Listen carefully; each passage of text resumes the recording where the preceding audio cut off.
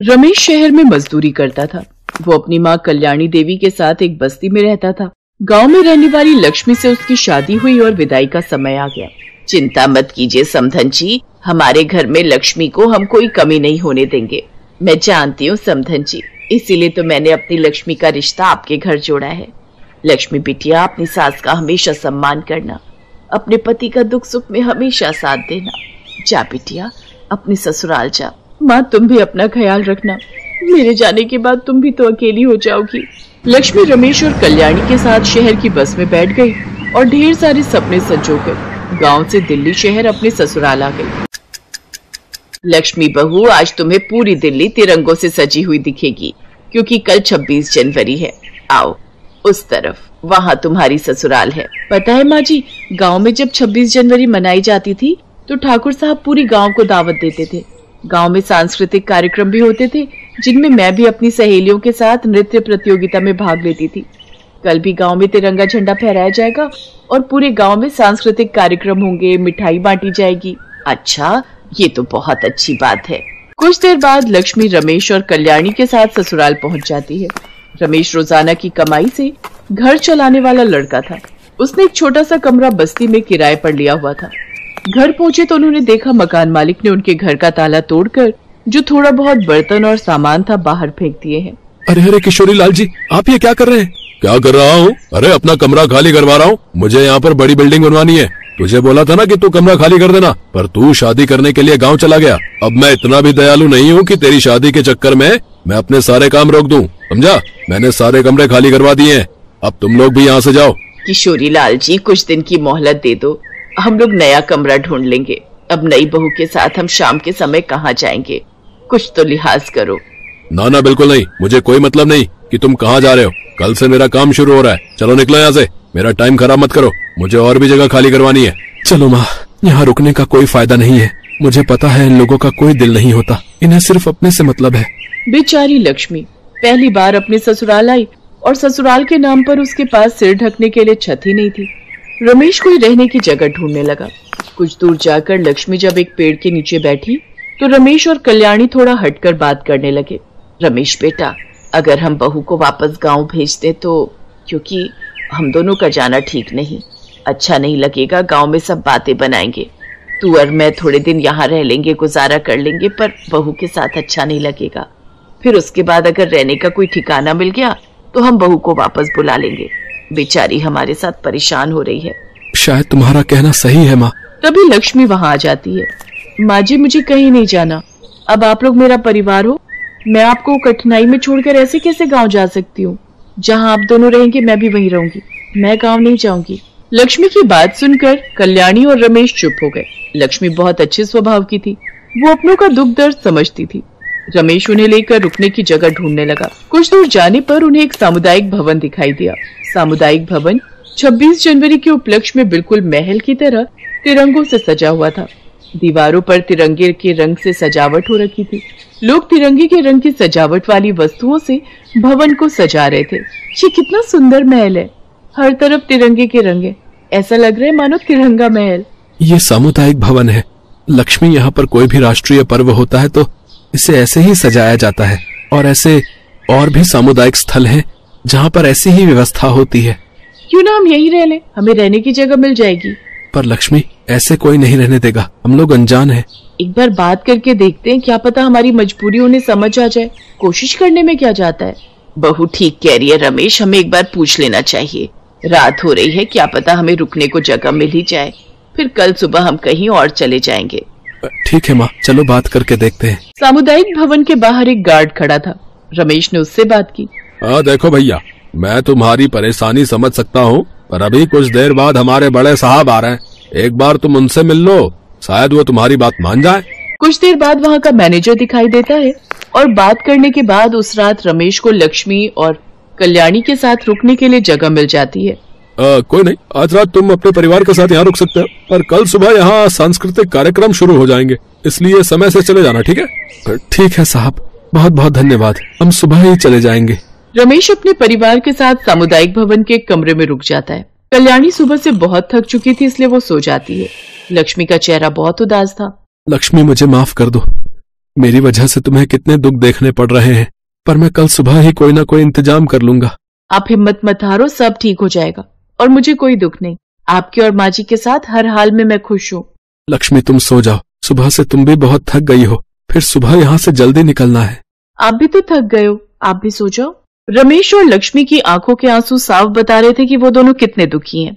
अगले दिन सुबह सुबह सामुदायिक भवन में एक लेडी की आवाज गूंज रही थी, मानो वो बहुत घबराई हुई हो। लक्ष्मी ने उठकर देखा। क्या कहा? स्वागत गीत तुम लोगों ने तैयार ही नहीं किया? ऐसा कैसे हो सकता है? इतनी बड़ी भूल कैसे हो सकती है? अब इतनी जल्दी में स्वागत गीत पर नृत्य कैसे तैयार होगा? इम्पॉसिबल, ये हो ही नहीं सकता। सचमुच डांट पड़ने वाली है। अरे कुछ तो करना ही होगा, मेहमान आने शुरू हो जाएंगे। मेहमानों के स्वागत के लिए स्वागत गीत बहुत जरूरी है। मैडम, आपको कोई ना कोई इंतजाम करना होगा। मुझे नृत्य नहीं आता, वरना मैं सिखा देती। और यहाँ पर भी किसी को नृत्य नहीं आता जो इन लड़कियों को सिखा सके। लक्ष्मी बहुत अच्छा नृत्य जानती थी। वो धीरे से उस लेडी के पास आई और बोली, दीदी अगर आप कहो तो मैं इन बच्चों को नृत्य सिखा सकती हूँ। हमारे गांव में बहुत से सांस्कृतिक कार्यक्रम होते रहते हैं। मैंने कई बार उन सांस्कृतिक कार्यक्रमों में भाग लिया है। तुम कौन हो? मैडम, ये लोग रात को यहाँ रुकने के लिए आए थे। इन लोगों के पास कहीं रुकने के लिए जगह नहीं थी, इसलिए मैनेजर साहब ने इन्हें यहाँ रुकने की इजाजत दे दी। ओह अच्छा, ठीक है। अगर तुम्हें नृत्य आता है तो एक बार मैं तुम्हारी प्रस्तुति देख लेती हूँ। मेरी तो बहुत हेल्प हो जाएगी अगर तुमने इन लड़कियों को नृत्य सिखा दिया। पर हमारे पास सिर्फ 2 घंटे हैं। क्या तुम इतनी देर में बच्चों को सिखा पाओगी? जी मैडम, मैं सिखा लूंगी।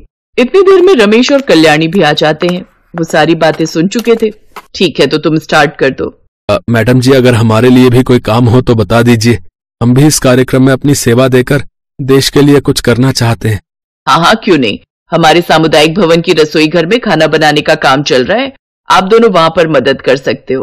बिल्कुल मैडम जी, मैं भी जरूर इस कार्य में योगदान दूंगी।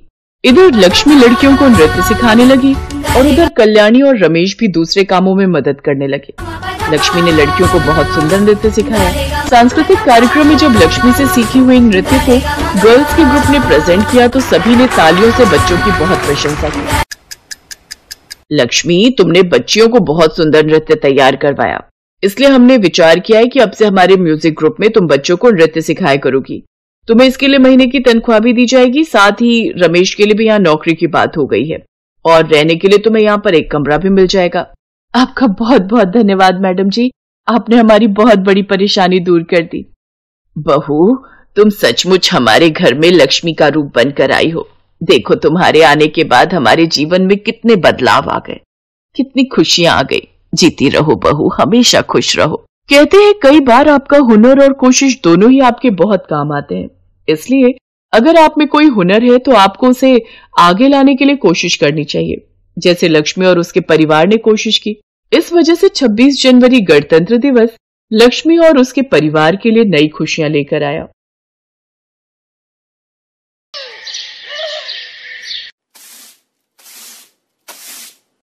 हाय मेरी कमर, मेरी तो किस्मत ही फूट गई। बड़ा घर बोलकर शादी करा दी। यहाँ ना तो कोई ननद है, ना जेठानी और ना देवरानी। सारा काम मुझे अकेली जान पर ही थोप दिया है।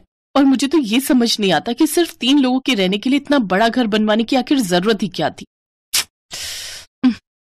ये कहानी है पायल की, जिसकी शादी 1 महीने पहले संतोष के साथ हुई। संतोष दुर्गापुर में अपने माता पिता के साथ रहता था। खास बात ये थी कि जहाँ संतोष रहता था उससे बस आधा किलोमीटर दूर ही माँ दुर्गा का एक बहुत बड़ा मंदिर था। लोग दूर दूर से उस मंदिर में मन्नतें मांगने आते थे। संतोष से शादी करके पहले तो पायल बहुत खुश थी, लेकिन जब उसे पता चला कि इतने बड़े घर का सारा काम उसे अकेले ही करना है तो वो चिढ़ने लगी। फिर ठीक उसी वक्त, बहू हो गई झाड़ू। ओहो, अब ये नाश्ते के लिए कहेंगी। मैं तो झाड़ू लगाते लगाते ही थक गई और अब जाकर नाश्ता भी बनाना पड़ेगा। अरे हो गया, बस आ जाओ, नाश्ता कर लो। हैं? अब आपने बनाया नाश्ता? हाँ, आलू के परोठे बनाए हैं। मैंने सोचा मेरी बहू बेचारी सुबह से झाड़ू लगा रही है तो क्यों ना मैं ही नाश्ता बना दूं आज। अरे माँ जी, मैं बना देती ना। क्यों? मैंने बना दिया तो क्या हो गया? चलो हाथ मुंह धो लो और आ जाओ, सब नाश्ते पर तुम्हारा इंतजार कर रहे हैं। अपनी सास की बात सुनकर पायल मुस्कुरा दी। उसने मन ही मन सोचा कि उसकी सास इतनी बुरी भी नहीं है जितनी वो उसे समझ रही थी। फिर खाने की टेबल पर। अच्छा बहू, नाश्ते के बाद तुम मेरे साथ जरा बाजार चलना। अब क्या लेना है माँ जी? अरे वो संतोष के फूफा जी आ रहे हैं अकबरपुर से। अच्छा, किसी खास काम से? नहीं नहीं, वो माता के सामने हाजिरी लगाने आते ही रहते हैं अपने पूरे परिवार के साथ। वो संतोष की बुआ और उनके 3 बच्चे। बस इतने से लोग? पायल लता के साथ बाजार गई और ढेर सारा राशन लेकर आ गई। अगले दिन संतोष के फूफा जी अपने परिवार के साथ आ गए। बेचारी पायल का काम पहले से 3 गुना हो गया। अब वो सारा दिन झाड़ू लगाती और फिर सब लोगों का खाना बनाती। 3 दिनों के बाद संतोष के फूफा जी अपने परिवार के साथ वापस लौट गए। लेकिन पायल को क्या पता था कि उनके जाने के 2 दिन बाद ही लता की बहन का परिवार माता के दर्शनों के लिए आ धमकेगा। हे भगवान, ये घर है या धर्मशाला? जिसे देखो वो मुंह उठाकर चला आ रहा है, वो भी पूरे खानदान के साथ। इनका क्या है, बहू ये बना दो वो बना दो, आफत तो मेरी है ना। पूरे 1 हफ्ते तक लता की बहन के परिवार की सेवा करते करते बेचारी पायल हाँफ गई। और फिर जब वो सब वापस गए तब जाकर लता ने राहत की सांस ली। लेकिन फिर जैसे ही उसने कमर सीधी करने की कोशिश की कि तभी उसकी सास का फोन बज उठा। अरे लता, कैसी हो? नमस्ते मामी जी, मैं पायल बोल रही हूँ। अरे वाह बहू रानी, कैसी हो? अच्छा एक काम करो, लता को बता देना कि मेरे गांव से हम 8 लोग कल आ रहे हैं। बहुत दिन हो गए माताजी के दर्शन किए। दर्शन भी हो जाएंगे और तुम लोगों से मुलाकात भी हो जाएगी। संतोष की मामी की बात सुनते ही पायल बेचारी वहीं बेहोश होकर गिर पड़ी। अगले दिन पूरे 8 लोग पायल के घर पहुंच गए। ऐसा लग रहा था जैसे सब लोग अपनी घर गृहस्थी छोड़कर कहीं तीर्थ यात्रा पर निकले हों। अब तो बेचारी पायल का सारा दिन उन्हीं लोगों के लिए खाना बनाने में लगी रहती। बड़ी मुश्किल से 3 दिन गुजरे। फिर पायल को पता चला कि सारे लोग अगले दिन जाने वाले हैं, तो उसकी जान में जान आई। लेकिन तभी अचानक जोरों की बारिश शुरू हो गई। सुषमा की फरमाइश पर बेचारी लता ने सबके लिए पकौड़े तले और मन ही मन सोचने लगी, हे दुर्गा माता, मेरी मन्नत भी पूरी कर दो, भगा दो इन सबको यहाँ से, वरना मैं भाग जाऊंगी यहाँ से। पायल उन सबको भेजने की दुआ कर रही थी, पर दुर्गा माँ ने तो कुछ और ही सोच कर रखा था। बारिश रुकने का नाम ही नहीं ले रही थी। नतीजा पूरे इलाके में बाढ़ आ गई और अब कोई चाह कर भी कहीं नहीं जा सकता था। माँ जी, रसोई में राशन के सारे डिब्बे खाली हो गए, अब क्या होगा? हैं? ध्यान से देख बहू, कुछ तो होगा। कुछ नहीं है माँ जी, अब हम क्या खाएंगे और क्या खिलाएंगे इस बारात को? ये तो बड़ी समस्या हो गई। चलो रसोई में चलो, करते हैं कुछ। रसोई में जाकर लता ने माँ दुर्गा का नाम लिया और जैसे ही उसने पहला डिब्बा खोला तो वो चावलों से पूरी तरह भरा हुआ था। दूसरे डिब्बे में राजमा भरे हुए थे। अपनी आंखों के सामने इतना बड़ा चमत्कार देखकर पायल का मुंह खुला का खुला रह गया। देखा बहू माँ का चमत्कार, वो भी चाहती हैं कि हमारी ये धर्मशाला कभी बंद ना हो। और अब वो दोनों मिलकर हंसी खुशी सबके लिए खाना बना रही थी।